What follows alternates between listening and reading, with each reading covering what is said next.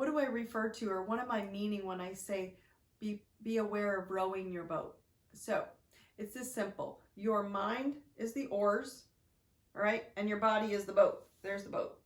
And so the simplest way to look at this is your body goes where your mind decides, where the oars row, right? And so if you can think of it, this perspective is, if you're a boat and you're out in the middle of a lake, right? And you have no oars and no engine, and the boat's just sitting in the middle of the lake, and they leave you there and the other boat pulls away, will you inevitably drift? And the answer is, heck yes, you're gonna drift. You're gonna drift because of the currents underneath the water, and they're gonna start pulling you, whether you're into some like choppy rocks and stuff or weeds in the corner, or if you really haven't been paying attention to your mind and your thoughts, and you've been letting them go wild, you could end up at like Niagara Falls, like, help, and trying to paddle yourself out of the Niagara Falls of getting yourself off the edge of the cliff.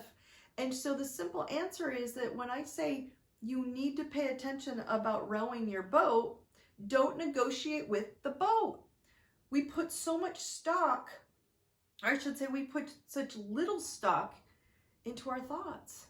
And you don't realize is that your thoughts, if they are not on mark where you want to go, and not paying attention to rowing to positivity, into a better place, into a healthier life, and a better body, a better mind, a better spiritual enlightenment, they're getting upset and they're coming to me and they're like, well, I just don't understand. Well, if we're not paying attention to your thinking, and it's so meaningless until all of a sudden we're not paying attention to how miserable we are, and then it's like, I just don't understand on why I'm so unhappy. Yeah, because you haven't been rowing your boat, and your boat's at Niagara, and now you're at my door.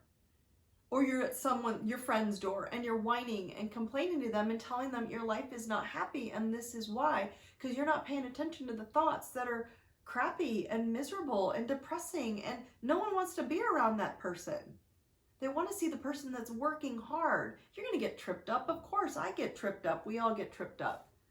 Okay, so if you get yourself into this place, I want you to imagine that your boat just got tripped up in the rocks, or you're at Niagara and you're not in a good place. You need to change it around, put your oars back in the water, and start rowing the thoughts you want to get yourself to the Bahamas instead of Niagara.